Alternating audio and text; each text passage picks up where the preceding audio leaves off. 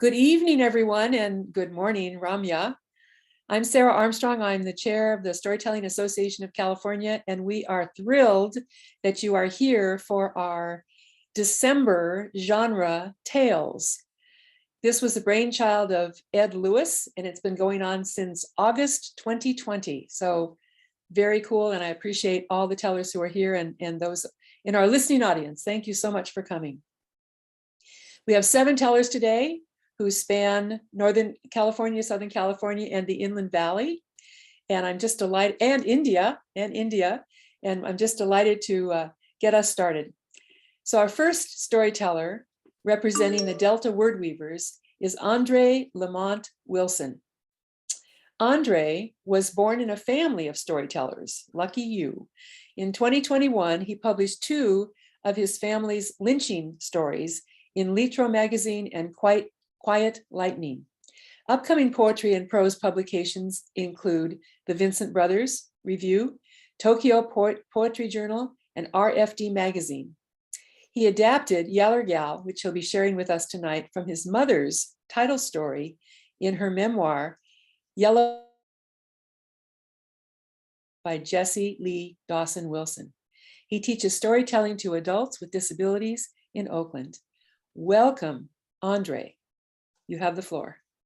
Thank you, Sarah, for that gracious introduction.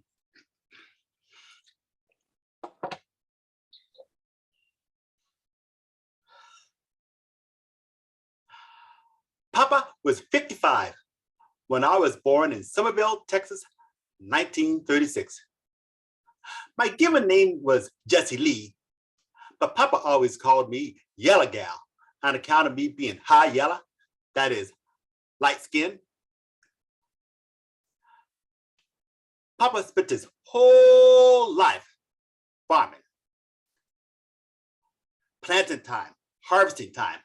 My favorite time of year was Christmas. One year, Papa said to me, "Come with me." He took my hand and we went door to door. I would knock on the door. The people would open it up. My Papa would say, "Christmas gift." And the people would say, "Hand it here." Or there were no gifts handed over, and there were no gifts. We walked to the next door. I would knock. People would answer. But Papa would shout out, "Christmas gift." The people inside would say, "Hand it here." But there were no gifts handed out. Finally, we went to Miss Emma Wise's one-room house. I knocked. Miss Emma Wise opened the door. My Papa said, "Christmas gift." Miss Emma Wise says, "Come on in, sweetie." And she went to a tall dresser drawer. She pulled it out, and she pulled out a 3-layer chocolate cake. And we had our Christmas with her. There is only one thing wrong with farming. We didn't own the farm.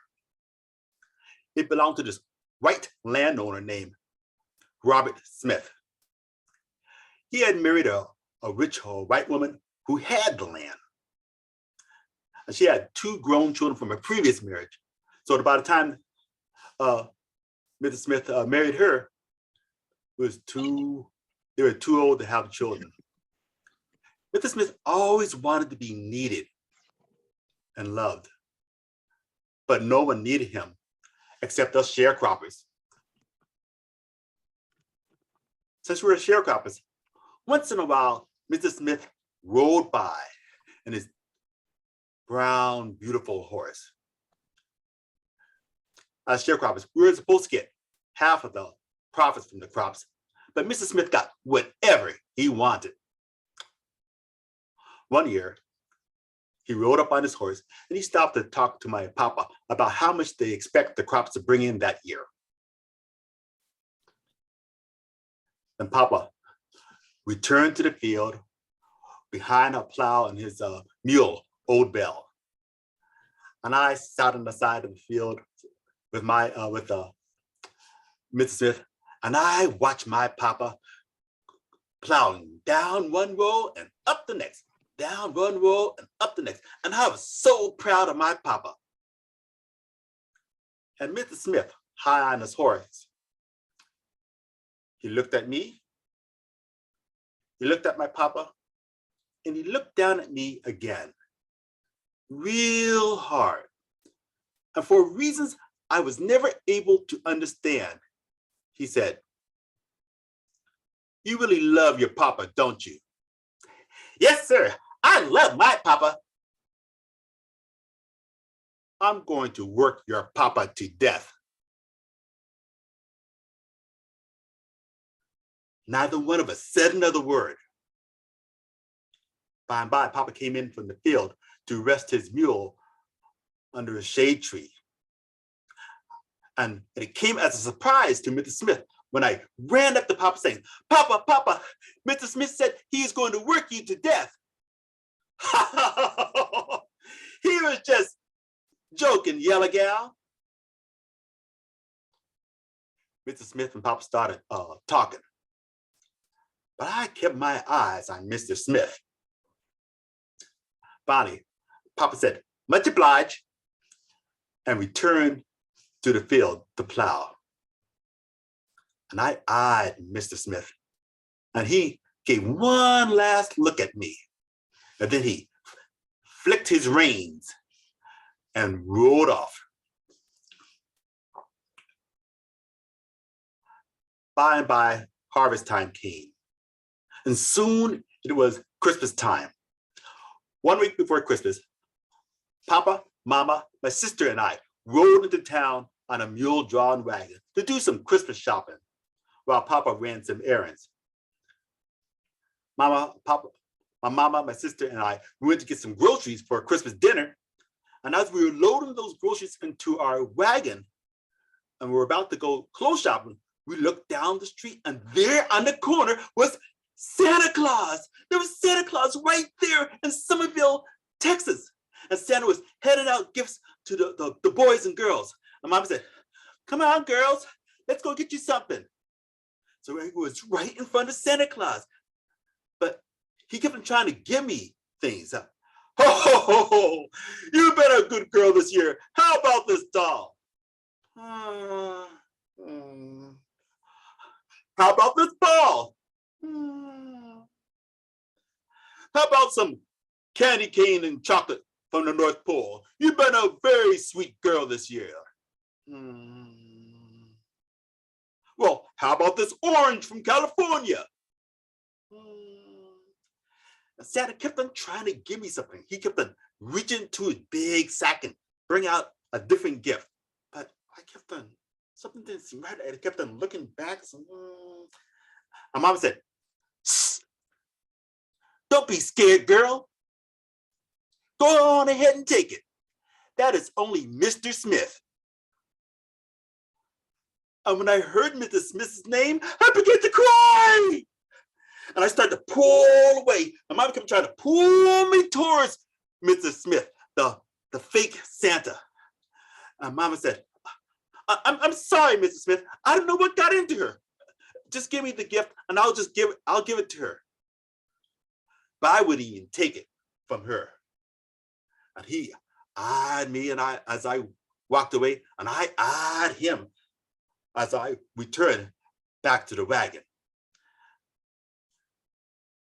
I could no longer believe in that man in the red and white suit wanted to give gifts to children when he was jealous of the person I loved most in the world, my papa. And come to think of it, I'd like to thank Robert Smith for something, because that was the last Christmas I believed in Santa. Mr. Smith introduced me to the real world. The world of make-believe was far behind. It was as if the world I had grown up overnight from a child to an adult and skipped childhood. And in the years to come, I would come to see more people like Robert Smith in Somerville and far beyond. By and by, as the years went by, Mr. Smith got real sick, and he called for my mom to come help him with her roots and herbs. Now, just before she reached his bed, he said, "Aura, where is your daughter, Yellow Gal? I thought you would bring her with you." Well, Miss Smith, she done grown up. After she graduated high school, she left for California. Is that so? California, California. Did she ever mention anything about me? No, Mrs. Smith, she never mentioned a word about you. Did she ever say anything bad about me? Oh, no, Miss Smith, she never said anything bad about you. You've always been good to our family. Ah, that's right, Aura. I've always been good to your family. Later, when Mama wrote me about what Mr. Smith said, I told her what I was holding inside all these years about how Mr. Smith had said that I'm going to work your papa to death. And I knew he was asking about me because he was wondering whether or not I still remember, because I was very young. But I remember. There's no way for a girl to forget something like that. Now, it just so happened to be that when I came back home to visit my family in Texas for Christmas, I saw Mr. Smith right there on the sidewalk there in Somerville. And he looked at me because he knew that I remembered what he had said. And I looked at him because I knew he knew that I knew what he said. He looked at me and I looked at him and I said, "Merry Christmas, Robert Smith." Thank you.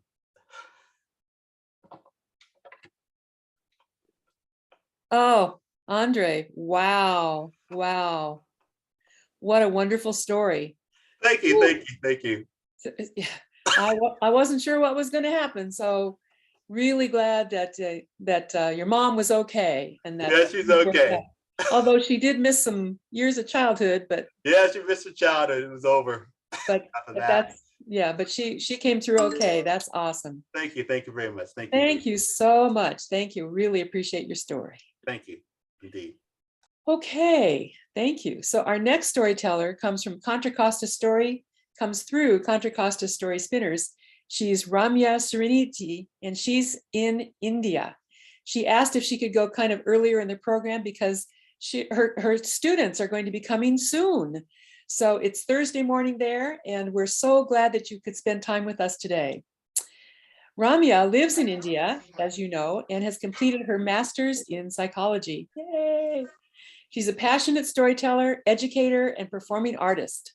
Along with oral storytelling, she is also a practitioner of the Kamishibai style of storytelling, which is a native Japanese style.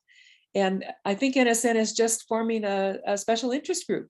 Yeah, I'm sure you're part of that. She's founder of the Indian Kamishibai Association, IKA. She believes that we are made up of stories, and it is not the storyteller who chooses a story. Instead, the stories choose the teller. She'll be sharing an inspirational story, a true story, about the bravery of an 8-year-old girl from India. Thank you, Ramya. The stage is yours. Thank you so much. Thank you. Am I audible? Great. Thank you so much. Thank you, Sarah, for this wonderful introduction, and good evening to all of you. I'm here on Thursday morning in India, and the story that I'm about to tell you is a story of a young girl. It celebrates the bravery of a young girl, all of about 8 years. Her name is Hima Priya. The meaning in her native language is the girl who loves the snow. Before I tell you the story of this little girl, it's important for you to know where the story unfolds. It's a place called Jammu and Kashmir in India. It's the northernmost part of India. It was recently administered by the government as the Union Territory. most of the time, India is personified as a woman, and we call her the Mother India.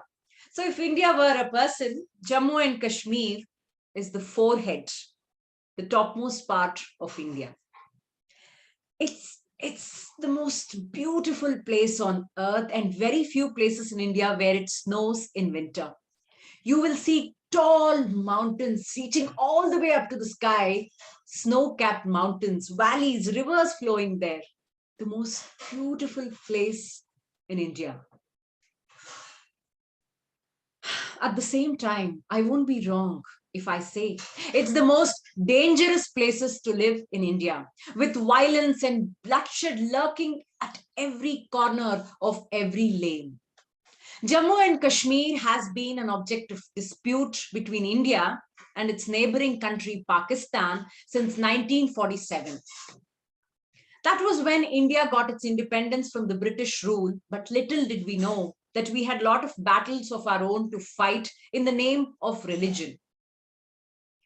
After we got our independence, it was decided to separate India and make it into two countries, Pakistan and Hindustan, as it was called, based on religion. All the Muslims who lived in India overnight had to relocate to this new country called Pakistan. And all the people, all the Hindus who lived there had to come down to live in India. It was literally ripping apart of flesh from the forehead, making imaginary lines and calling it another country. Jammu and Kashmir in India is separated by places with same names in Pakistan by a line. It's called the line of control. There is continuous infiltrations, violence, military activity, and terrorism at the line of control, with people infiltrating from Pakistan to capture more land, to capture more power, and Indian armies always on high alert at the border, trying to guard the country. It's exactly here in Jammu where my story unfolds. It was Saturday, the 10th of February, a quiet evening in the residential block of the Sujuan army camp in Jammu.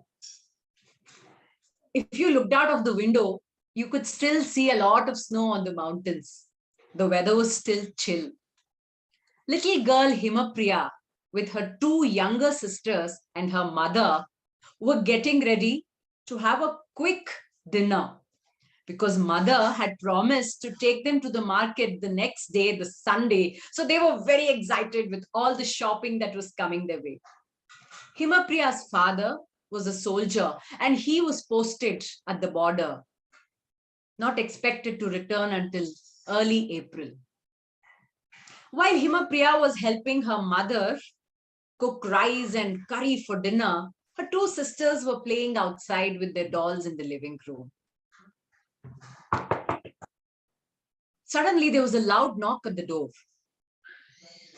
Mother looked at her daughters. They weren't expecting anybody to come at that time of the evening. So she just signaled the daughters to be okay. And mother walked up to the door and she looked in the keyhole. What she saw there was something most of us would probably have read in books or seen in movies. They were two armed men holding rifles in their hands, standing outside the door and knocking at the door. Militants from the Jaish group from Pakistan had infiltrated the residential block and they were knocking at the door. The shock on the mother's face immediately scared the two little girls and they started crying, said the mother, but by then it had alerted the militants who were outside. We know you're in there, open the door. The knock grew harder. Himapriya quickly took her two sisters and hid them under the table and signaled them to be quiet. And she was just coming to be with her mother to stand guard at the door. A granite blasted just outside Himapriya's house and brought down the entire wall. The blast severely injured the mother in her forehead and her hands. She was bleeding. Himapriya quickly pulled her mother to safety. The wall that had broken down gave easy access to the two militants who walked inside, and they pointed rifles at these girls and her mother, and they rounded them in the corner. Her mother was bleeding. The sisters were crying. Himapriya held her two sisters. She gave a cloth to her mother who was bleeding. She knew she had to do something. She had always grown up with stories of brave kings and queens who had fought for India, fought for the freedom. She looked at the militants and told, "Uncle, what is your name?" The terrorist, who was holding a rifle in his hand, pointing at the little girls, was taken aback by this calm, cold line of question by this little girl. "Uncle, my mother needs to see the doctor. We can stay here. Can you let her go?" said Himapriya. She continued to make conversations with the militants for the next 30 minutes, even offering them food, hot food, in exchange of her mother who had to see the doctor.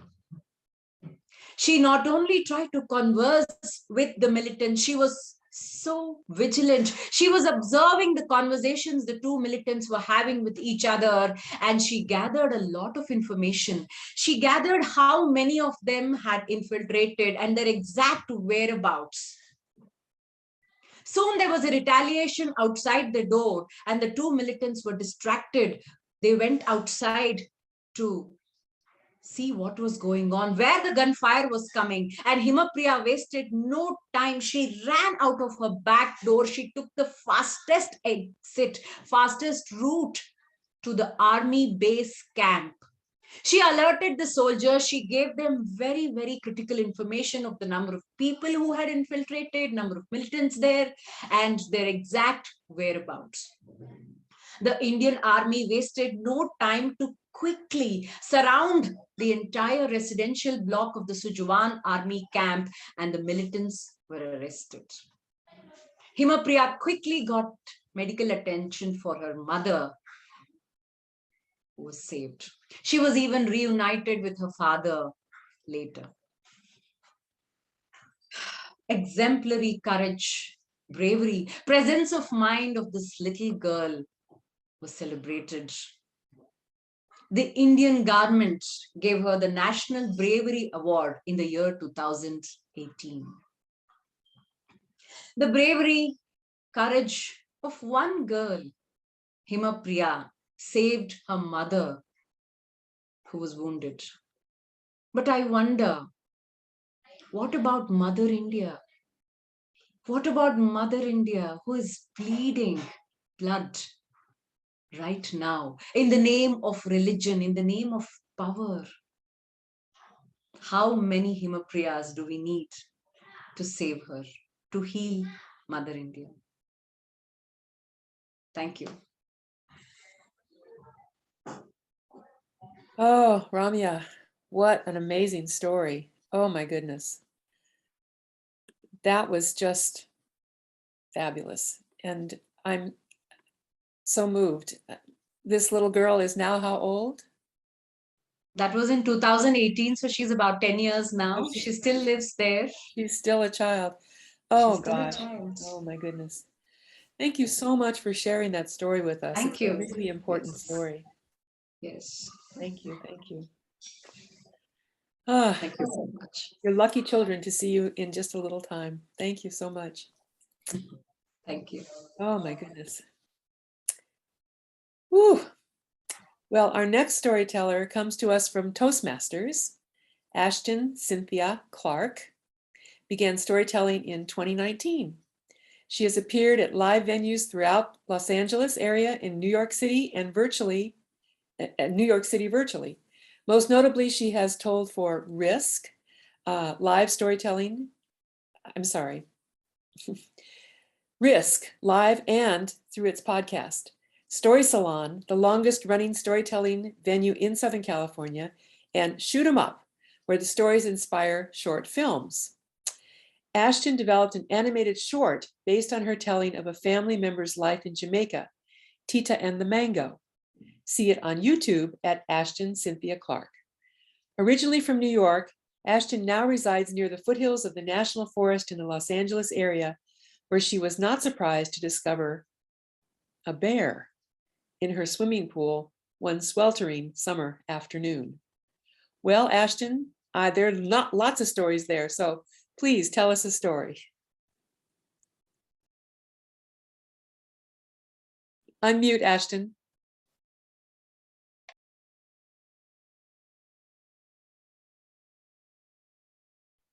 How unprofessional, I'm so sorry. But I was saying thank you everyone for coming and thanks for the intro. And I'd like to give a special shout out to my Toastmasters group, which is Story Masters in Los Angeles. Thanks everyone for coming. You know, my brother and I grew up in New York City and we were first generation born in the United States. Our parents were from Jamaica and they spoke English, although with very heavy accents, according to my friends. I couldn't hear the accent myself. Anyway, I didn't have to translate for my parents as some of my immigrant friends did for theirs, but the few assignments I was given seemed such an imposition on my otherwise responsibility-free childhood. I had memorized Daddy's Social Security number before I even had one of my own. That he showed me how to fill out his New York City income tax form, for goodness sake. What other 11-year-old has to do that? And the time Mommy took me and my brother shopping to help her pick out her new bedroom furniture, her new bedroom suite. Well, what did we know? But I'll tell you, we kids grilled the salesman at S. Klein Furniture Store on why this set cost more, why that set didn't come with a mirror. I'm sure he had to summon up all of his training, not to mention his tact, to explain wood veneers to a couple of Negro decision makers aged 10 and 8. Oh, by the way, this was the 1960s. But one of my biggest jobs was writing and addressing Mommy's greeting cards, birthday cards, weddings, and especially Christmas and New Year's. In December, we'd hit Bloomstein's department store on 125th Street in New York and rummage the sale bins of 25 or 50 to a box holiday cards. Now, while I looked for the Currier and Ives type prints with snow-dusted New England streets and genteel characters in horse-drawn sleighs, I was so fancy. Mommy preferred the brightly colored red-nosed reindeer and snowmen with broomsticks for arms. But we compromised. My cards for the adults, hers for the kids. But there was more. We went to the bank, actually into the bank, to a teller window, agonizingly standing in line for 30 minutes, maybe more, giving up a crumpled $20 bill in exchange for brand new, unblemished, straight from the treasury, $1 bills. Crispy dollars, Mommy called them.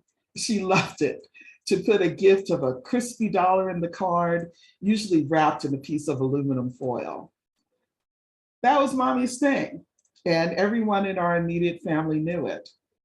Now, I had moved to California about 17 years before she passed away. That was 1995, and I tried to carry on the tradition afterwards. It made me feel good, you know, to send my auntie, my daddy, my brother, a crispy dollar in a card for any occasion. But sadly, I forgot the practice after a while. By the time my father was diagnosed with cancer in 2012, I've been through quite a few ups and very, very low downs in my life. I had just made arrangements for a housemate, my friend Steve. We volunteered together for a Pasadena-based nonprofit. Now, the timing was perfect because I'd be free to leave for New York City to be with Daddy, however long it took him to be cured, because, you know, he would be cured. Steve came home one day loaded with groceries and the 12-pack rolls of paper towels and toilet paper that he favored from Target. After storing everything away, he handed me this $1 bill. What's this? I don't know.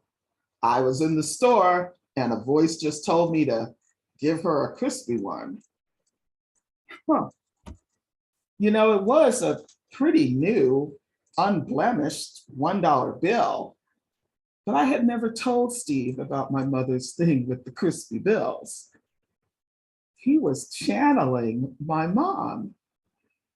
And, you know, I didn't doubt it because Steve had told me about other unexplainable things that had happened to him throughout his life. And I was convinced Mommy had sent me this gift. I was able to be with Daddy in New York following his diagnosis, through the chemotherapy, through his decision to stop treatment. I was in the next room when he passed away overnight in April 2013. I couldn't bear to leave the rest of my little family, so I lingered in New York. When I returned to California after 8 months, I was distraught. I was drained. And even though I hadn't identified it as such and had not been diagnosed, I was clinically depressed. Sure, I made it to my home office most days and was there from 9 to 5, but I started slipping in other areas. Like for some reason, I hated going to the mailbox. And I don't mean driving to the post office. I mean to the mailbox right in front of my house. Sometimes I'd wait like a week or even 2. Then I'd take a shopping bag and just shovel all the stupid mail into the bag. Sometimes, not always, I'd sort out the bills before plopping the shopping bag into a closet. And then 2 weeks later, repeat. The water company hung cutoff notices on my doorknob more than once, but luckily I managed to take care of them just in time. Now, one day I pulled out of the mail these 2 $1 bills taped together. "We heart you" was written in ink across the back of the bills. You know how people do. They draw in the heart symbol. I was like, oh, please, was this some marketing ploy? Would there be a follow-up in a couple of days from a real estate agent trying to get my listing? I didn't know. I just tossed the thing on my desk. It was visible up from the corner of my eye, but out of the way. But you know, the handwriting on the bills did look familiar. Steve? Now, he had moved and I hadn't seen him in maybe a year, but I decided to text. "Did you put something in my mailbox?" He called right back. "Have you been out of town or something?" "No, I just don't go to the mailbox often." "Well, yeah, it was a couple of $1 bills. Yeah, that was me." And then I noticed that they were pretty new, unblemished $1 bills. And the "we" in "we heart you," that was my mommy and daddy. This time, Steve was intentionally recognizing the gift that I had forgotten. You know, like so many of us, it took me a while to understand that the things I felt were such big impositions as a child were lessons and gifts that my parents were offering. The crispy dollar was Mommy's thing. It's a gift that says, I have faith in you. And it's something that I can certainly keep giving. In fact, here's a crispy one for you. I'm Ashton Cynthia Clark, and the title of my story was Give Her a Crispy One. Thank you. Oh, Ashton, thank you so much. That was just wonderful. And many, many, many crispy $1 bills to you, my dear. Oh, thank you. What a lovely story, and such wonderful folks in your life who cared about you too. That's just so beautiful. Thank you so much. Thank you. Thank you. Ah, wonderful stories. Thank you, everybody. Well, Ron Chick, our next storyteller, comes to us from Inland Valley Storytellers. And he learned in his 35 years as a special education teacher that a vivid, relatable story is often the best way to present a new idea to a young mind. Yay, Ron. Ron knows that every time you tell a story, you forge a link between you and the audience that takes it to heart. The story you hear connects you all the way back to the first person who was inspired to share that tale. As long as that story is told, the links between everyone who hears it and everyone who has shared it form an unbroken chain. Ron will travel to any state at any time to keep the chain unbroken. Thanks for being here tonight, Ron. Please share a story. Hi there. I am a chain unbroken stories, and that's why that came up in my introduction. Many of the tales I tell are not wholly true, although they're true in a more real sense. But this story is the actual truth. It was Christmas Eve, and I had just placed the star atop the tree and jumped down quite carelessly with a thought that hit me so hard that I started heading toward the door. My wife said, "Thaddeus, what are you doing?" "Oh, I'm going to go out to the Parker place." She looked at me strangely and said, "Are you sure you'll be welcome there?" I didn't answer. But as I went out to my car through the freshly fallen snow, I thought it was a fair question. You see, I was at that time a minister at a local church. And a year or so ago, Laura, one of the girls in our church, came down seriously ill. So ill that old Doc Kramer didn't think there was much he could do about it. The war years have been good to our town in some ways. Everything we could raise sold for prices that would have been unimaginable a few years before. But they were hard on us too, for some of our young men have watched off the war and one would never return. The idea of another death in my small congregation seemed unbearable. So I got on the phone and called around the country, and it turned out the doctors at the University of Chicago Medical Center thought they could help. The Parkers had done well like everybody else, but hey, this kind of a trip across the country with mother staying in a hotel, or an apartment, and the child getting medical service was well beyond their means. I took the problem to the congregation and money poured in, not just from my own faith, but from all the surrounding churches, even from the synagogue. Molly and Laura went off. And eventually we began to get positive reports. Treatment was working. Laura was getting better. And not that long ago, just a couple of months, she came back. And everything was looking okay, we thought. Then just a week ago, or maybe it was two, things took a turn for the worse. Laura stopped eating, wouldn't talk to the doctor, her parents, and it looked like she might leave us. Doc Kramer said it wasn't the same medical problem, but he didn't know what he could do to help. Molly stopped coming to Crown at all. First, they were proud folk. Bud, of course, came to town when he must, but he'd walk right through you if you didn't get out of his way, and he didn't greet you in any way.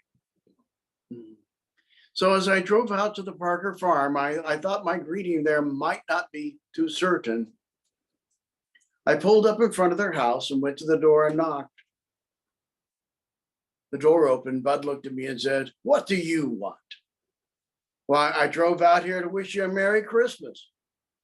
"Merry Christmas, Reverend," and started to close the door, but Molly's voice called out, "Now, Bud." He stepped away and opened the door for me. I stepped into a nicely lit living room with a feeling of gloom amongst the lights. "Hey," said, "Merry Christmas, Molly. How are you tonight?" "About as good as could be expected, Reverend." "Well, I really drove out here to wish a Merry Christmas to Laura. Can I go see her?" I'm sure Bud would have refused, but Molly just pointed toward the stairs. I walked up carefully, making sure to make a little noise. Her door was open, her light was on, but she was turned away from me. I said, "Merry Christmas, Laura. It's Christmas Eve. How are you tonight?" She took a deep breath and turned slightly toward me and said, "Merry Christmas, Reverend." "Well, are you all ready for the big day tomorrow? Hey, old Santa Claus doing something for you? I'm sure you wrote him a letter, didn't you?" She looked at the way most 10, 12-year-old kids look at you if you say, ask if you wrote a letter to Santa Claus.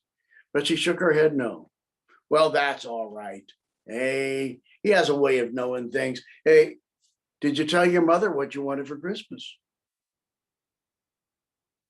She didn't answer at first, but her face changed. And so I persisted. "Well, you didn't tell your mom what you wanted for Christmas? You wanted something special, though? You told your dad, didn't you?" "No." "Well, Doc Kramer was out here yesterday to see you. Did you tell him what you wanted for Christmas?" "No." "Did you tell anyone at all?" "I told God." My heart sank, but I thought quickly, I'm a man of God. I talk to God all the time. Why don't you share your wish for me? I wanted a puppy. Our dachshunds had had puppies some 8 weeks before. For a moment, I thought I was my own private miracle warrior, but she went on. A curly-haired puppy with long, floppy ears and spots on its nose, eh? Well, I wished her a Merry Christmas and went downstairs thinking, this isn't about a puppy. This is about a test of life itself. What can we do? A cocker spaniel puppy, said Bud. When I told him what was going on, I'd have sold this place and everything on it to get him one if I'd known. But what am I supposed to do? It's Christmas Eve. Well, there's a pet shop over in Springer, I think. Open this time on Christmas Eve? That's nearly 40 miles away.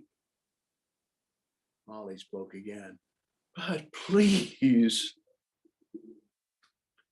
He didn't look at her, didn't look at me. He just went over and picked up his hat and coat. I followed him out and we drove off into the night.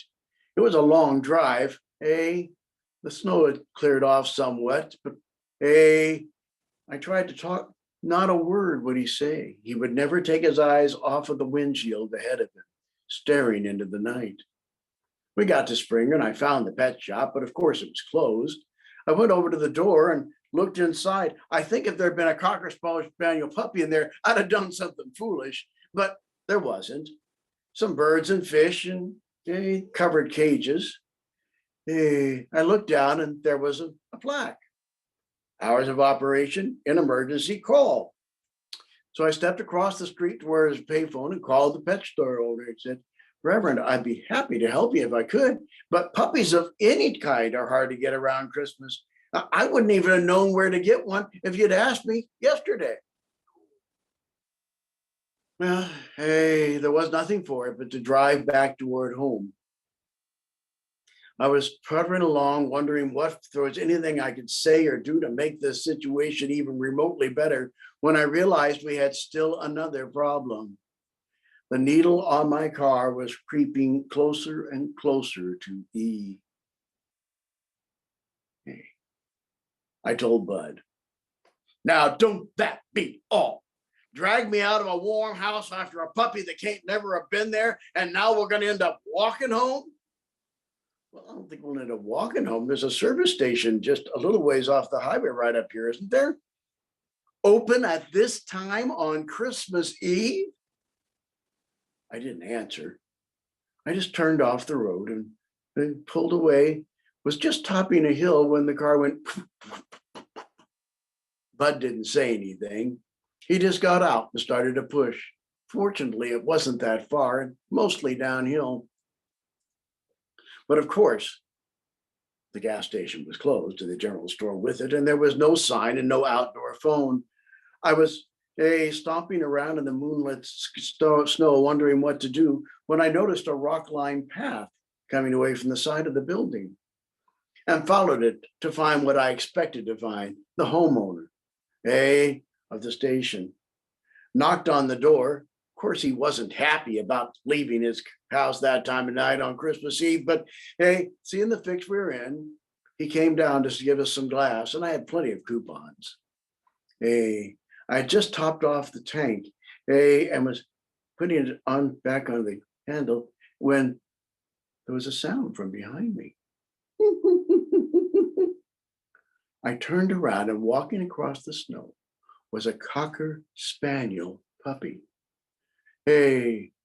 I jumped away from the car, reached down to pick up the puppy, and a voice came out. "Now, how'd he get out?" Was the service station owner.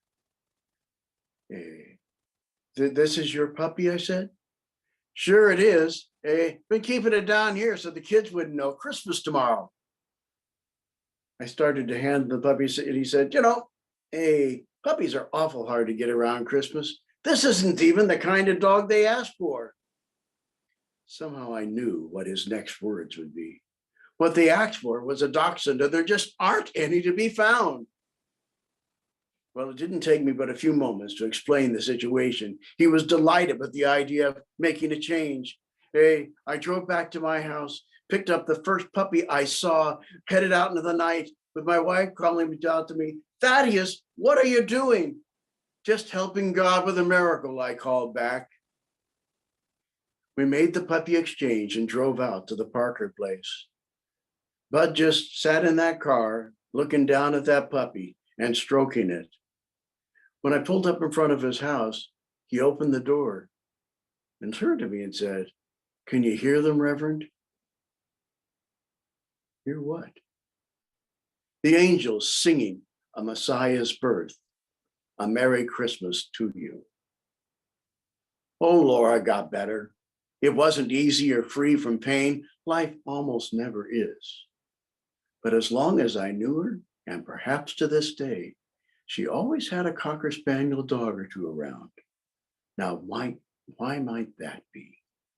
The puppy for Laura, a true Christmas miracle.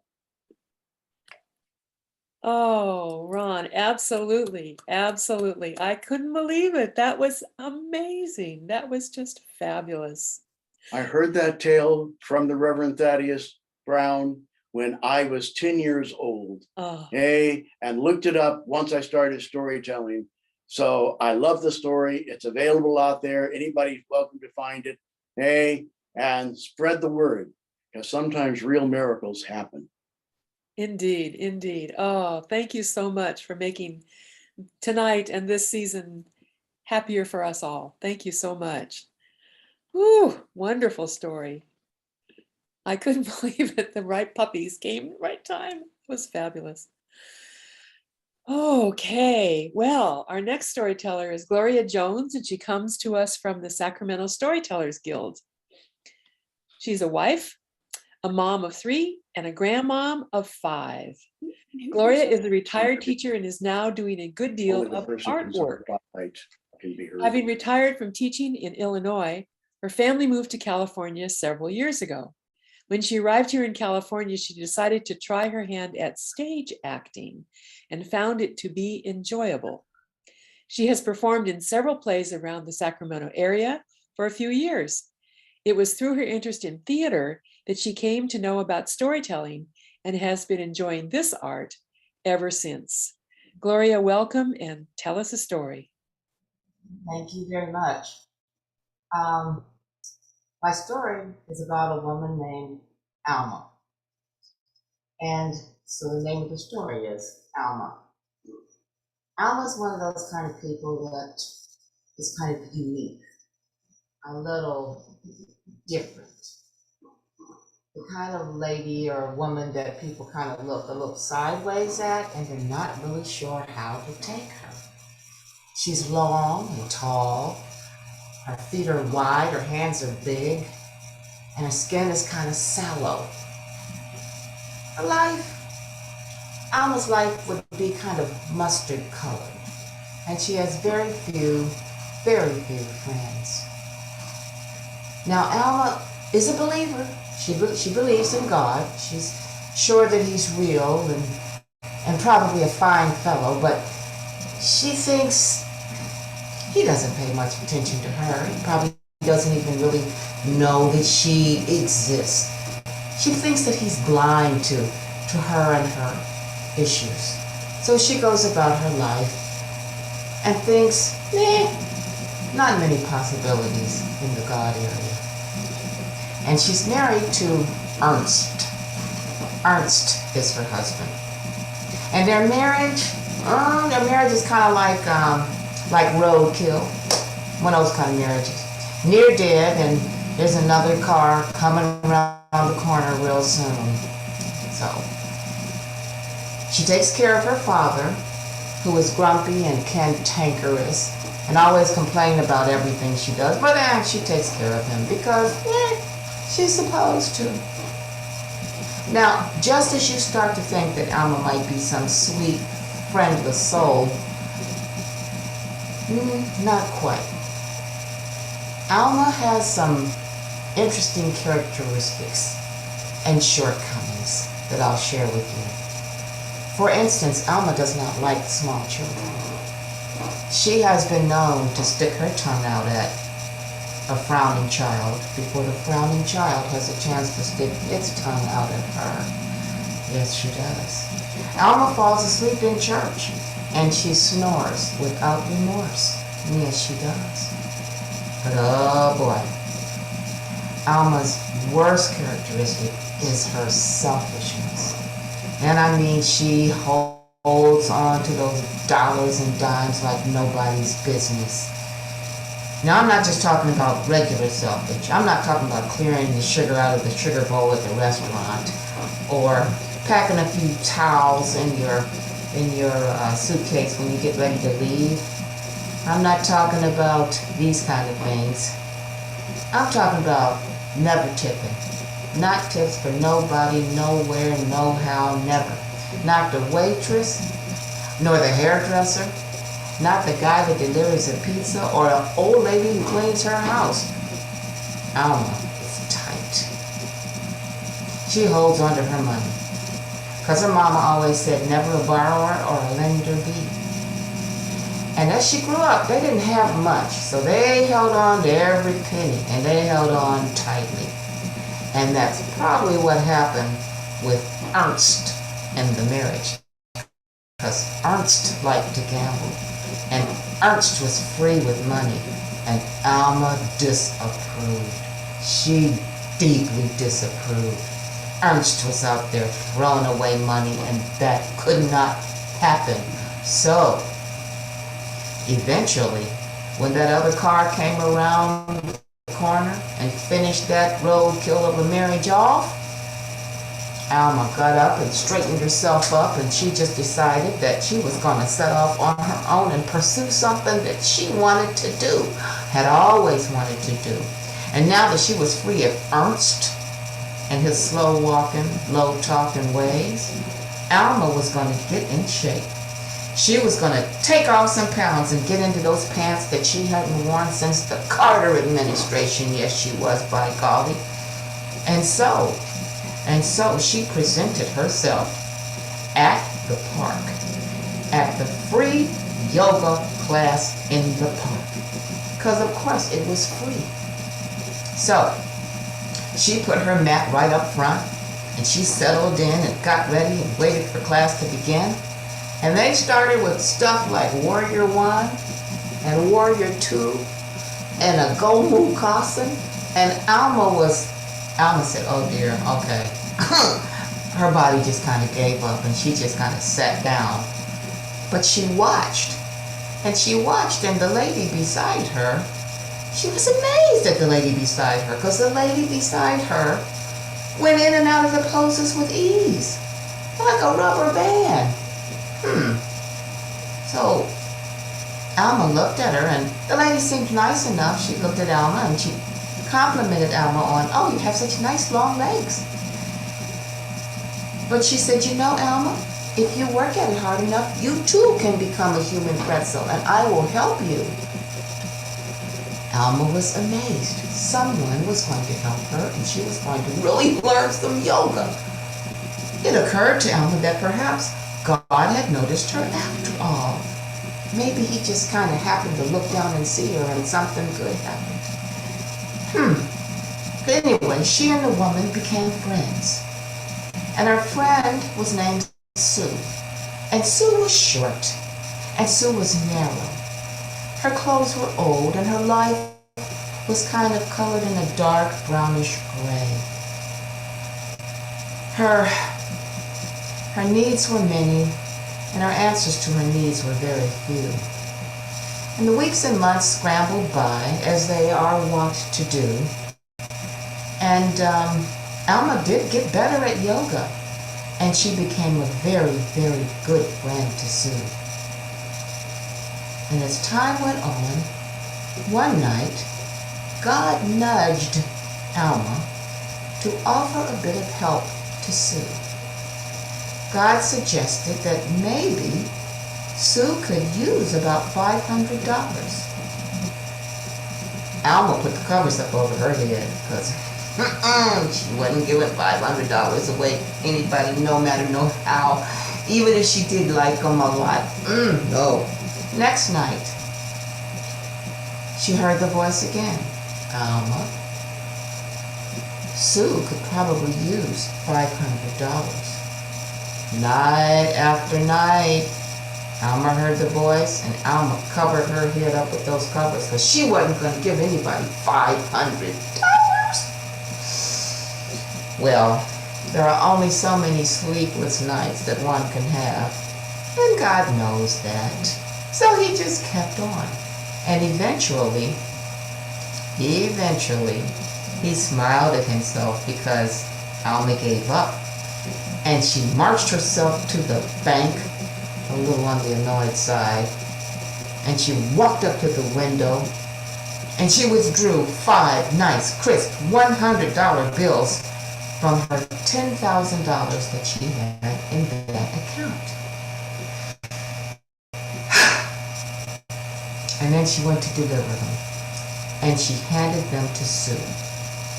Now, Sue was a deeply religious sort, and she looked at Alma in astonishment, because she kind of knew that Alma was tight. And she said, "Now, Alma, before I take this money, is this from you, or is this from God?" And Alma said, "You know it's from God, because I don't give away anybody $500. I mean, so, hey, it just dropped out of the heavens, so to speak. So there, take it, and I really hope that it really helps you with your situation." So Sue was grateful, and she just felt warm inside because she knew how hard it was for Alma to come up off of $5, let alone $500.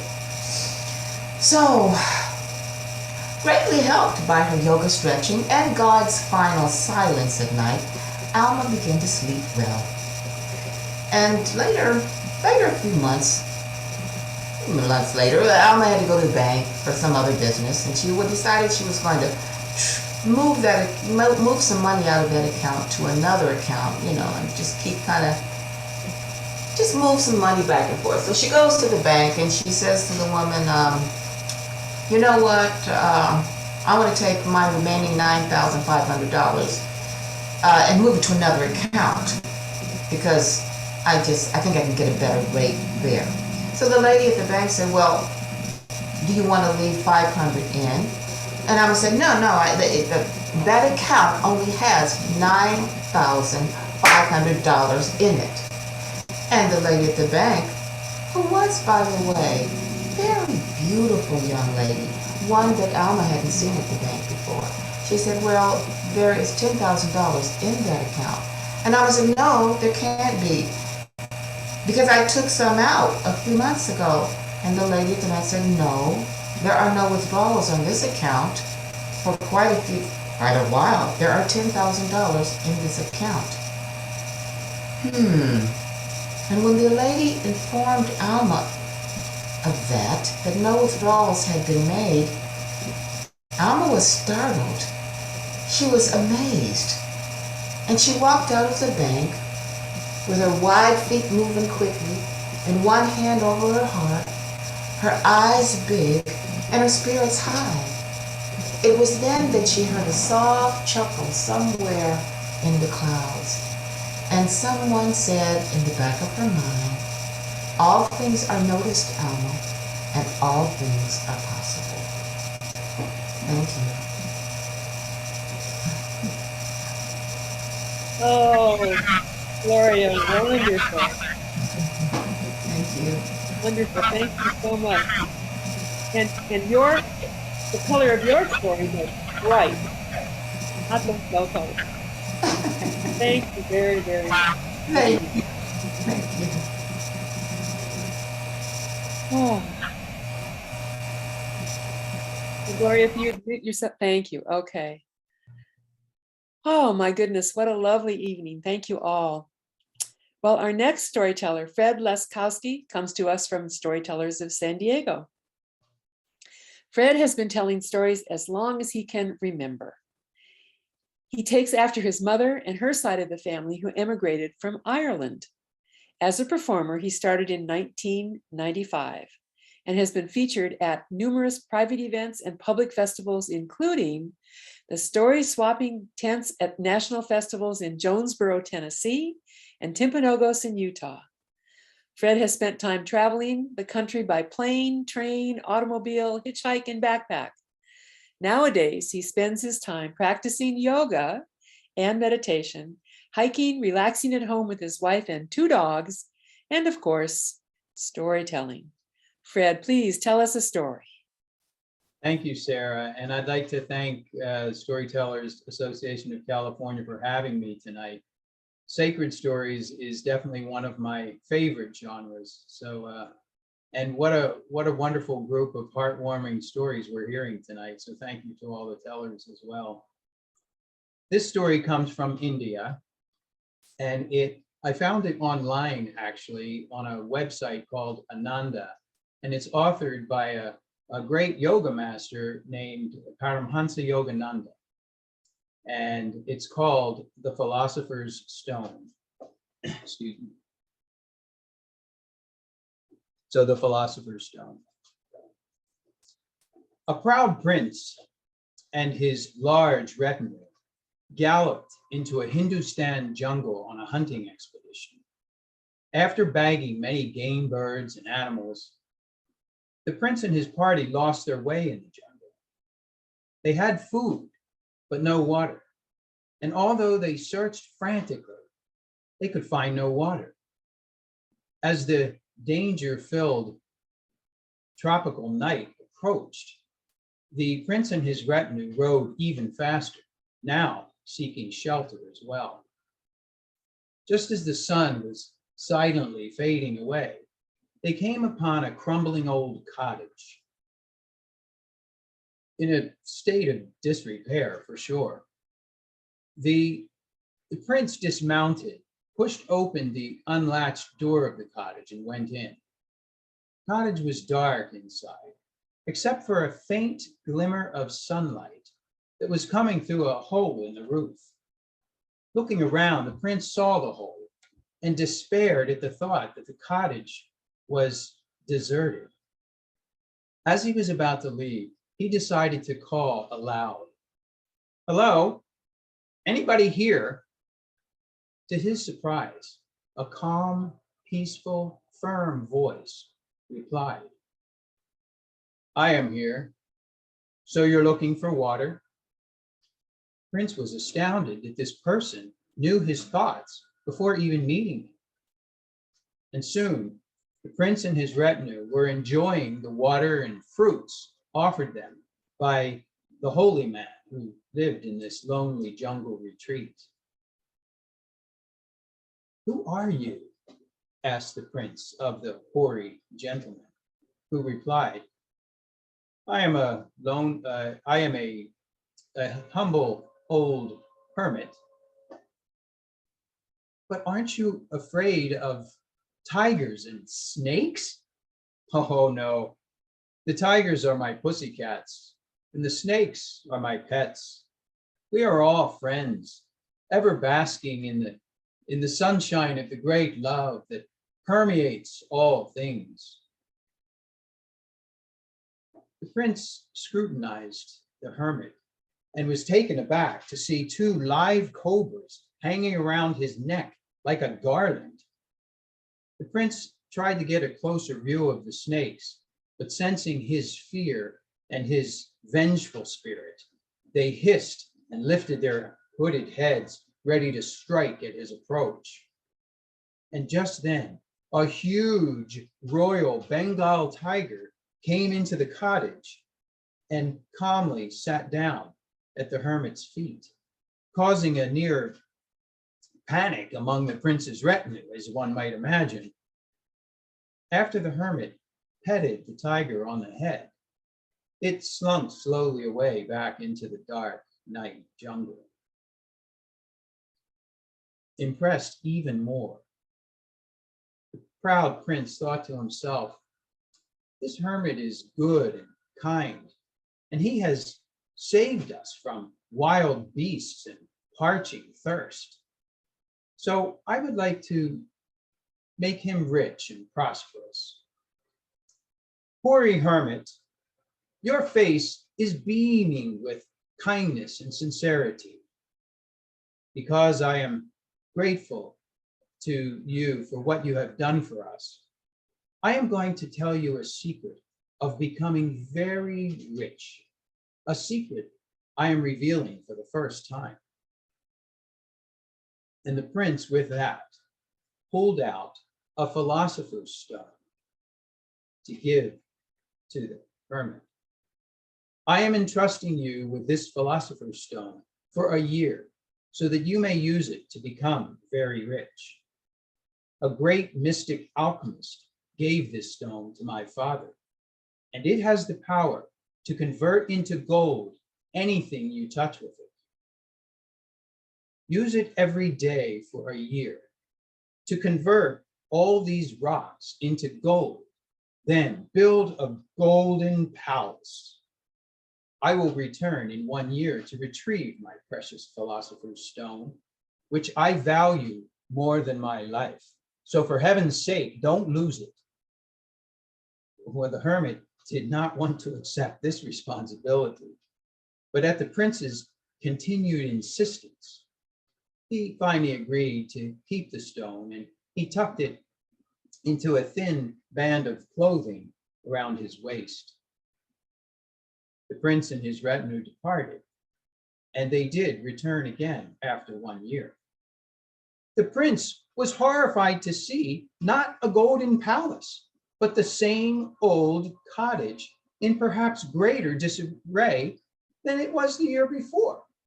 Jumping down from his horse and running through the open door of the cottage, the prince shouted, "Hey, hermit, are you alive?" "Oh," a deep, sonorous voice of the hermit replied, "Oh, yes, prince, I am. Welcome to my humble home." Without even pausing, the prince continued to shout, "Where is the philosopher's stone that I gave you? And why have you not used it to become rich?" Scratching his head, the hermit replied, "What's this about my using a stone? I don't want to be richer." Beside himself with anger and terror, the prince now demanded, "Don't you remember the gold philosopher's stone I gave you a year ago? What have you done with it?" "Oh, yes. Now I remember that precious stone of yours. It must have fallen from my waistband the day I went to bathe in the river while immersed in the deep thought of spirit. The prince was beside himself. Now I have lost everything, and literally fell into a swoon.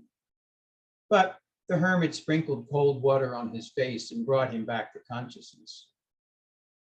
When the prince's retinue demanded the death of this careless thief of a hermit, as they called it, the hermit laughed and said, "I did not know that you would make such a fuss over a stone.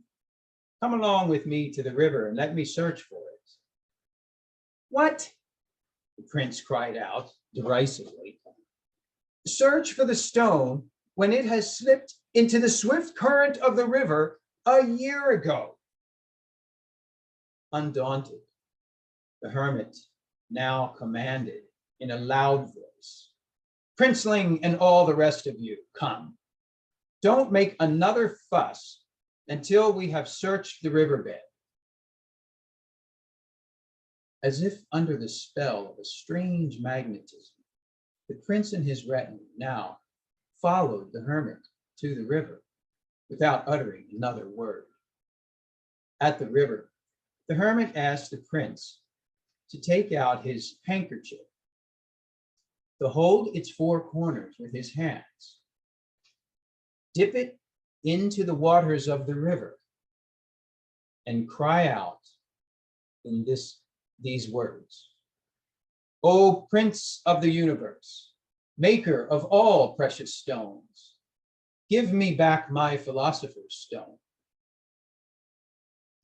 So the prince followed the hermit's instructions, and as he raised the handkerchief out of the water, he beheld 24 philosopher's stones, exactly like the one he had lost.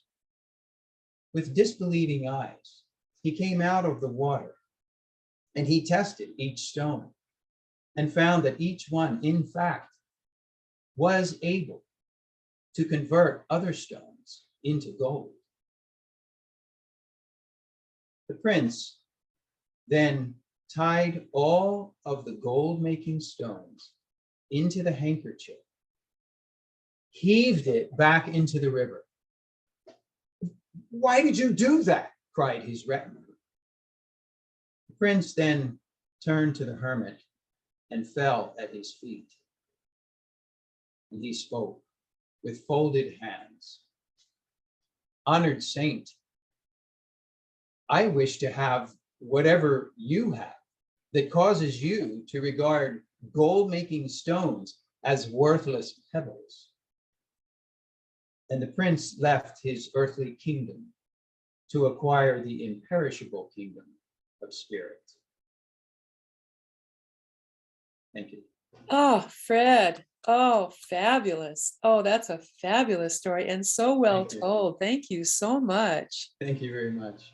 I had no idea where it was going to go. That was just terrific. Thank you. Thank you. Woo. Thank you so much. Oh my goodness. Well, the evening has sped by. We have one more storyteller. She also comes from Inland Valley Storytellers, Adrienne Lowry. Adrienne is a writer, editor, singer, and college professor who has been telling stories ever since she got her first classroom of students. She loves telling alternate versions of familiar stories, something that tonight's tale offers about a familiar trio of wise men who traveled far with gifts in hand. But there's a part of their story that no one has heard. And tonight, you will find out, we all will find out, the secret of the gifts. Adrienne, please tell us a story. Thank you. Well, the story has been told for centuries now. The story of Gaspar and Melchior and Balthazar and the gifts that they brought to the newborn king, and of how they saw the star and followed it for weeks across mountains and valleys and deserts in stately procession on their swaying beasts. They came and placed their treasure at the feet of the infant Savior. And what were their gifts? You say, well, everyone knows that. They brought gold and frankincense and myrrh. So since the earliest days, the story has been told. But there, the story is incomplete. You see, the story has been told by those who had seen the wise men on their journey, and by those who watched as the wise men dismounted from their weary camels and strode to the door of the stable. They watched as the wise men held their jeweled caskets high before them. That much the world saw, and so the story has been told. But that's not the whole story. And if you listen very carefully and very quietly, you shall hear the rest of it. What happened when the wise men entered the stable, and you shall learn the secret of the gifts. The first of the three visitors to approach the stable was Gaspar. His cloak was the finest velvet, trimmed with flawless fur. His throat were clusters of gems, for Gaspar was a very wealthy man. Those who watched saw only that he paused at the stable door. He prays, they whispered as they saw Gaspar's lips move. But they were mistaken. You see, they could not see that it was the angel Gabriel guarding the holy place before whom Gaspar stopped. And who are you? Gabriel asked in a voice that was firm but not unkind. I am Gaspar, and I come to worship the king, he replied. All who enter here must bring a gift, said Gabriel. Have you a gift? Indeed, I have, said Gaspar, and he held aloft a finely wrought box. It was small, yet so heavy that his arms could hardly raise it. I have brought bars of the purest gold. Your gift, said Gabriel somberly, must be the essence of yourself. It must be something precious to your soul. Such have I brought, answered Gaspar confidently, the hint of a smile upon his lips. So shall it be, said Gabriel. And he too smiled as he held the door for Gaspar to enter. And there, before the rough board wall of the stable, lay the king he had traveled so far to see. The light of the lamp fell across the tiny face and glinted back from the dark, bright eyes. In the shadows sat the parents, motionless and silent, and beyond them the sheep and the oxen who stood their reverent watch. Gaspar advanced a step and then another, and he was just about to kneel and lay his gold before the child when he stopped and stood up. There in his outstretched hands lay not the gold, but a hammer. Its scarred and blackened head was larger than a man's fist, and its handle was of sinewy wood as long as a man's forearm. But, Gaspar stammered as he stared dumbfounded at the heavy tool. And then softly from behind him, he heard the voice of Gabriel. So shall it be, and so it is, said the angel. You have brought the essence of yourself. Gaspar turned indignantly. A hammer? What foul magic is this? None but the magic of truth, replied Gabriel. What you hold in your hands is the hammer of your greed. You have used it to pound wealth from those who labor so that you may live in luxury. You have used it to build a mansion for yourself while others dwell in hovels.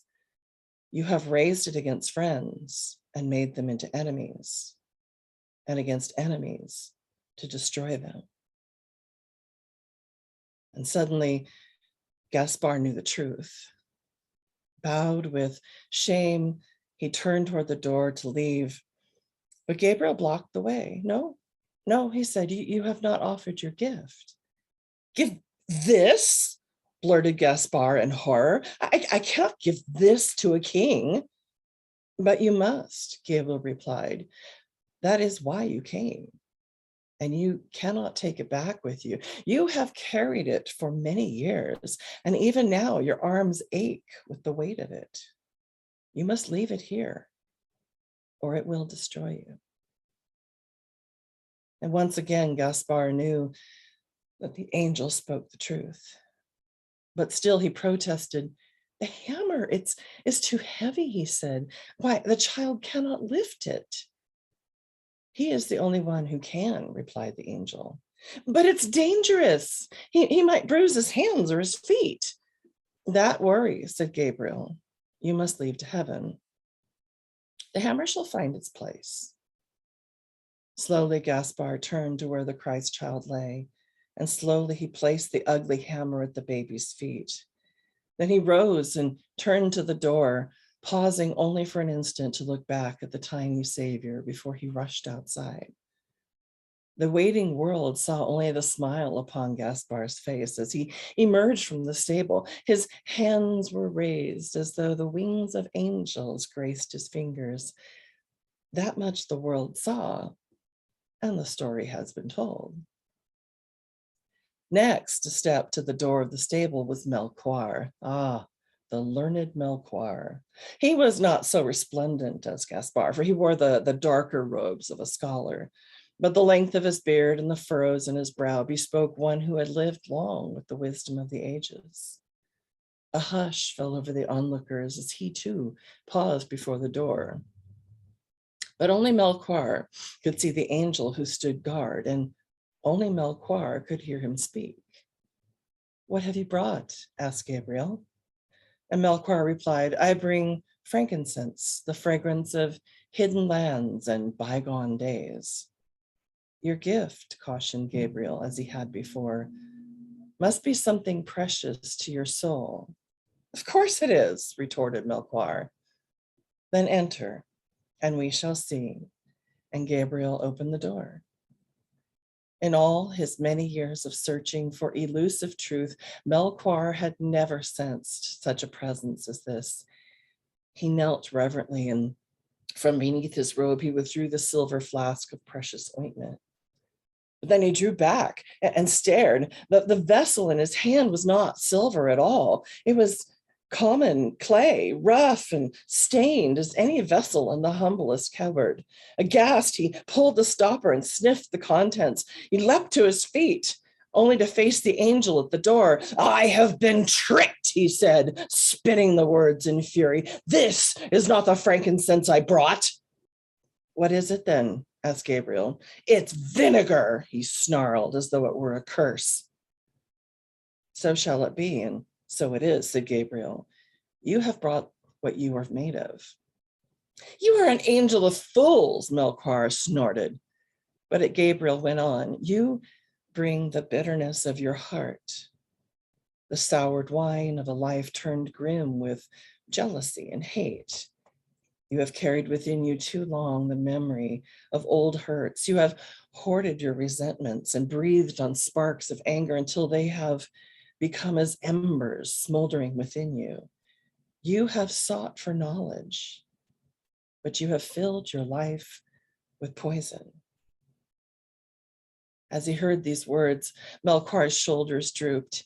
He turned his face away from Gabriel and fumbled with his robe to hide the earthen jar, and silently he sidled toward the door.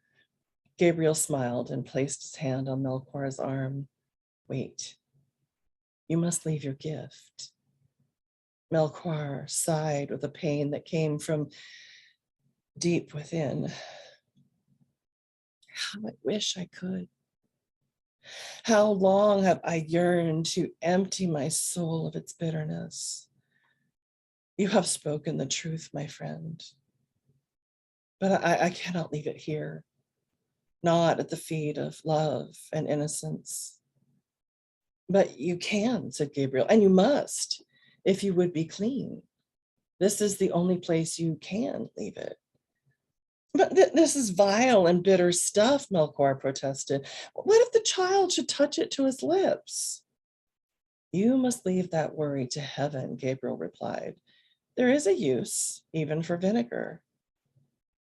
So Melchior placed his gift before the Savior, and they say that when he came out of the stable, his eyes shone with the clearest light of heaven's truth. His skin was as smooth as a youth's, and he lifted his face to gaze on horizons that he had never seen before. And in that, at least, the story is correct. There was yet one more visitor to make his offering. He strode forward now, his back as straight as a tree, shoulders firm as an oaken beam. He walked as one born to command. This was Balthazar, leader of many legions, scourge of walled cities. Before him, as he grasped it by its handle of polished ebony, he carried a brass-bound box. A murmur ran through those who watched as they saw him hesitate before the door. Look, they whispered, even the great Balthazar does obeisance before the king who waits within. But we know that it was Gabriel who caused the warrior to pause. And we know too the question that he put. Have you a gift? Of course, answered Balthazar. I bring a gift of myrrh, the most precious treasure of my boldest conquest. Many have fought and died for centuries for such as this. It is the essence of the rarest herb. But is it the essence of yourself? Asked Gabriel. It is, replied the general. Then come, said the angel, and we shall see. Even the fearless Balthazar was not prepared for the wave of awe that struck him as he entered the holy place where the Christ child lay. He felt a weakness in his knees that he'd never known before, and closing his eyes, he knelt and shuffled forward through the straw in reverence. Then bowing until his face was near the ground, he slowly released his grip upon the handle of the box and raised his head, opening his eyes. What lay before him at the baby's feet was his own spear. Its smooth, round staff still glistened with the sweat of his palm, and the razor edges of its steely tip flickered and caught the light of the lamp. It cannot be, Balthazar whispered hoarsely. Some enemy has cast a spell. That is more true than you know, said Gabriel softly from behind him. 1,000 enemies have cast their spell and turned your soul into a spear. You speak in riddles, cried Balthazar, turning to face the angel. I'll teach you not to jest at a time like this. And he raised his fist as if to strike. Gabriel did not flinch as he continued, living only to conquer. You have been conquered. Each battle you win leads you only to another with a foe yet more formidable.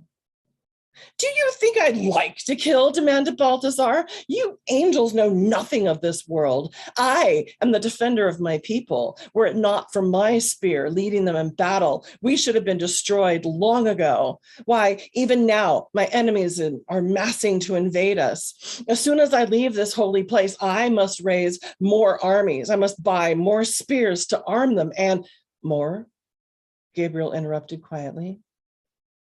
More than what? Why, more than we have now, more than our enemies have. And what will they do then? Asked the angel softly. Will your enemies too need more? Balthazar heard the angel's words, and they seemed to echo in the deepest places of his soul as though vaguely familiar. Was the question one that he had sometimes asked himself? Was it that flicker of doubt quickly stifled by one who dared not doubt? For a moment, Balthazar hesitated, then taking control of himself, he reached down and grasped the spear and turned toward the door. I cannot leave this here, he said. My people need it. We cannot afford to give it up. Are you sure, asked Gabriel, that you can afford to keep it? But our enemies will destroy us if we drop our spears, Balthazar said impatiently. We cannot take that risk. Yes, it is a risk, Gabriel replied slowly, but your way is a certainty of spirits. Once again, Balthazar hesitated, and once again, the sweat of his palm moistened the smooth staff of the spear. And now the beads stood out on his forehead as well, as the force of Gabriel's words did battles with centuries of warrior instinct. A long moment passed, Finally, Balthazar loosed his grip and the spear dropped to the floor. But as he looked at the child at his feet, he whispered anxiously to Gabriel, "But here, is it safe to leave it here?" The angel released a long-held breath as he whispered back, "This is the only safe place to leave it." But he's a child. And the spear, it's sharp, it could pierce his flesh. "That fear you must leave to heaven," Gabriel replied. And they say that Balthazar went calmly from the stable, his arms hanging gently at his sides. They say that he walked first to Gaspar, then to Melchior, where they waited and embraced them as brothers. Then turning to the others who watched, he went first to one and then to another, enfolding each and the next in his outstretched arms as one greeting beloved friends whom he had not seen for a very long time. That, at least, is how the story has always been told. And it is true as far as it goes. But you have listened well, and now you know the whole of it. Now you too may kneel before the Christ child to leave at his feet those unseen, secret things that may be left nowhere else but there. And having visited the holy place, you too, like those 3 visitors of old, may go on your way made new. But what of their gifts, you ask? What of the hammer and the vinegar and the spear? Well, there is another story about them and how they were seen once more years later, in fact, on a lonely hill outside of Jerusalem. But do not worry. That is a burden heaven took upon itself, as only heaven can and will, even to this very day. That is The Secret of the Gifts by Paul Fluke. Oh my, Adrian, that was brilliant. Oh, just you. lovely. Thank you so much. Thanks. Woo, that was amazing. Just amazing. One of And my such- professors shared that with our class in college, and it has been a staple in my life ever since, because it just means so much and something different every year. Yes, I'm sure. I'm sure. Well, thank you so much for sharing it with us tonight. Oh my goodness. Woo, what an evening we've had. Oh my. I don't know. Andrew, can you bring everybody, the tellers all back, or does that not going to work? I'd love to hear from each of you I about. can give it a try. Hold on. Okay. We'll check with folks about what's coming next, and then I know Sherry has an announcement after we're finished with that. So, oh, all of you, thank you. There's Andre. What's coming up for you, Andre, besides the publications you're going to be part of? I'm doing a literary event in San Francisco on Friday. I think it was an old Alley Cat Books. It has a new name right now. I'm doing it as part of the Talking to Strangers series with the Cesare Siegel. Oh, lovely, lovely. Well, that's good. That's Who lovely. else? Andre. I think Ramya had to tend to her children, so probably she's not here. Oh, okay. Oh, Gloria. Yeah, Ashton, what's up with you coming up? Unmute. Well, actually, I don't have any storytelling events coming up for the rest of this year. I was ill for quite a while, and I had told myself I wasn't going to do anything until January, but my Story Masters friends have been so supportive and wonderful during my absence, and I thought it was just great to represent them this evening, so thank you. Well, we are so appreciative that you let us come into your life tonight. Thank you so much. Thank you. Ron, what's coming up for you? Well, tomorrow night, available on Zoom from the South Coast Storytelling Guild, is a presentation of several stories, story swap on a Christmas theme after our potluck. And that's available by going to storytellersofthesouthcoast.org, and zooming in with us. Then on Sunday, at the Muckenthaler Cultural Center. They are doing their Solstice Festival, and storytellers are gathering in the gallery to tell Christmas-themed stories from 12 to 2, and I will be appearing there. Busy man. Lovely. Thank you. So Gloria, we've had some problem with your sound, but let's see how it is now. What's coming up for you? You're muted, Gloria. I am working hard to establish my YouTube crafting channel. So no storytelling, but I'm doing a lot of art. Excellent. Believe me, the learning curve is very steep. I've never. Well, good for you. That's awesome. Terrific. Congratulations. Mr. Fred, what's happening with you? Well, my next big event will be as part of a group of the Storytellers of San Diego. We're planning our annual festival, which happens every year in March, except for the last 2 years. 2 years ago, it didn't happen at all. Last year, it was on Zoom. And this year, we're venturing to come back in person. So we will be at the Coronado Library, which is the island off of San Diego, kind of a naval area. And very excited. We are trying this library out for the first time, Coronado Library, and hoping that we'll actually pull it off, that we'll be in person. Other than that, I'm commissioned as the flyer maker for a couple of monthly events that we do. So I'm working on those. But we're very excited. Hope that March will actually happen live. So Excellent. Excellent. we'll keep it posted on our website if it's going to happen. Perfect. Thanks everybody for tonight. Oh, thank you. Hey, it was great. And Adrian, tell us what's up with you. Oh, I have a couple of private things coming up. I'm going to be telling this story again on Epiphany Sunday to my church out here in Riverside, Magnolia Presbyterian. And then in the spring, I'll be telling a whole raft of Celtic tales as the entertainment at a fantasy Celtic wedding. It's going to be kind of fun. And I'm probably going to be one of the folks, I guess, telling stories in our Inland Valley Storytelling Guild spring concert I usually do. So if they'll have me, I'll do that.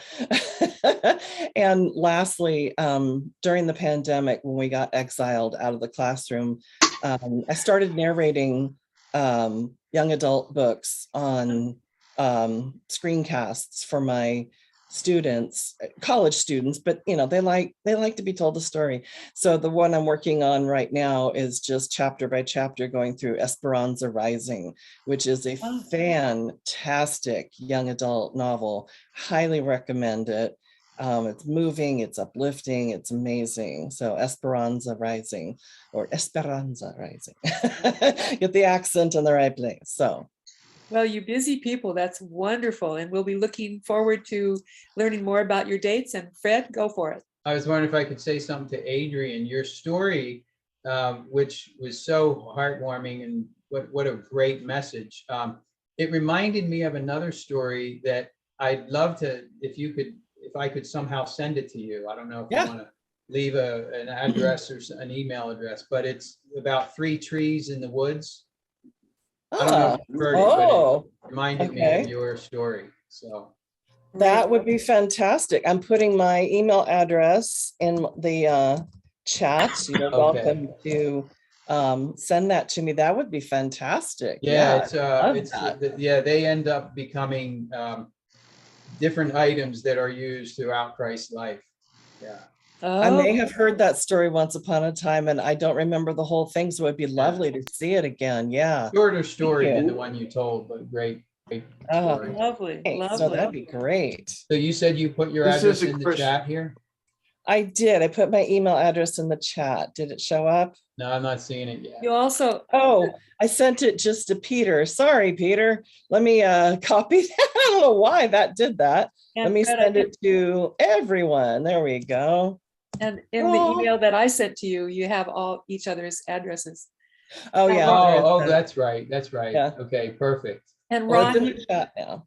Ron, you have a Well, friend? You have a friend with you Yeah, there? well, I just thought, we just got a new puppy just 2 weeks ago. And I thought, this is not a Cocker Spaniel, and it's not a Dachshund, but it's my puppy. And it's my Oh. Christmas puppy. So I thought I'd introduce her. This is And what- Cookie. Cookie. All right. Christmas Cookie. Aw, Oh, Cookie. So just cute. as sweet. Very cute. Good night, and bless you for your blessings on our world this night. Oh, Thank you. Oh, Same to thank you. everybody. Oh, thank Thank you.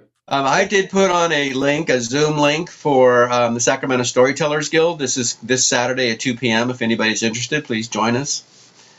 Excellent. All right. And then I think that Sherry had something to say. Sherry wants to share. Yes. Sherry? Yes, I just want to plug our event, the Foothills Storytelling Guild. This will be the 6th year that we're doing the Auburn Winter Storytelling Festival. It's been an all-day event from the very first, and it's free. We're going to have open telling from 12:30 to 2 o'clock. And I would really like to invite all of you to come and share. We're just going to ask for volunteers and take everyone in the order in which they volunteer. So it's not something you have to sign up ahead. And then from 2:30 to 4, Ed Lewis will be doing a workshop on discovering storytelling. If you have any friends who are beginning storytellers, they might want to tune in. And then open telling again from 4:30 to 6. We've always had a lot of fun with tall tales during our event. And so this would be the time for a tall tale or some really funny, odd story that you want to tell. And in the evening is our featured teller showcase. We'll have Jeff Gear from Hawaii and Sheila Arnold from Virginia. Sheila is a character performer. She just was at Mount Vernon this last summer. And Ramia, and then Stephen Hobbs, who is oh gosh, I can't think of the word, humorist from England. So we have a very international group of people this year. So it's going to be on Zoom. You have to sign up at Eventbrite and just search Auburn and we come right up. And again, it's free. So come and share a story with us on Saturday afternoon, January 22nd. Excellent. Thank you so much. Is there any other announcement anyone would like to make? Yes, I would Go ahead, just like Ed. to say that next month, the genre is tall tales.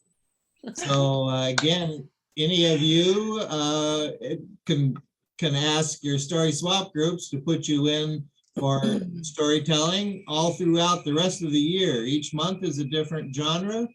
Like I say, January is tall tales, always the third Wednesday. February are stories of love. And then we just go on historical, myths, all kind fairy tales. So there's a whole list of different things, and you all will be getting emails about all the storytelling events, and you can put your name in the hat with your own swap group in the future. It doesn't have to be just month by month. If you want to tell myths in May, tell your story swap person, and like you have done now, if they want to nominate you, you can tell again for us. Super. Well, Thank Ed, you, Ed. at the top of the hour, I explained that it was your brainchild that this genre series got started, and it's been going since a year ago, last August, and it's just been fabulous as a showcase for genres and our swap groups. It's just been wonderful. So, One more announcement is the Storytelling Association of California is going to put on a young children's concert on January 16th. It's a half hour from 10 to 10:30, and you'll get information on it, but we will have a couple children's storytellers at that event. We're going to be doing this hopefully on a regular basis if it's successful. So if any of you are children's storytellers, for the young age group, like 3 to 6 years of age, at least for this event, let me know, or let someone on the board know, and we'll get the information. What was the date again? January 16th, which is a Saturday. That's a Sunday, Ed. Oh, I'm sorry, 15th. Yeah, thank you. And we, as long as this works out for us, we will likely do this once a month. Yeah. What time will it be on, Ed? 10 to 10:30. Oh, that's just a half an hour? Yep. Just a half hour in the morning. And it's Wow. for young kids. And we'll be doing stories, probably a song, or maybe a movement activity. But we'll be very engaging with the young children. Super. Great. Well, thank you all for coming. Thank you, tellers. Thank you, audience. Thank you. Thank you. This has just been a delightful evening. And we all wish you the very happiest of holidays and a new year. A new year. And Thank Sarah, you. thank you for your wonderful Thank you. emceeing for us. Oh, thank you. And thanks. Yeah, good job Great. tonight, And Sarah. our technician, And thank you, Very Andrew. nice. Thank Andrew. you. Andrew. Oh, you're very welcome. My pleasure. Bye, Thank you. everybody. Take care. Thank you. Hey, Good Mary. night. Night. Bye, Doug. Good night. Good night, everyone. Good night.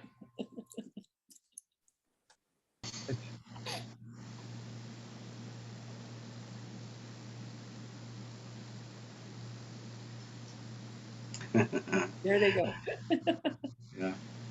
So I'll send a note to Gloria and ask her to listen to the recording. Oh, I forgot to stop recording. Oh, there you go.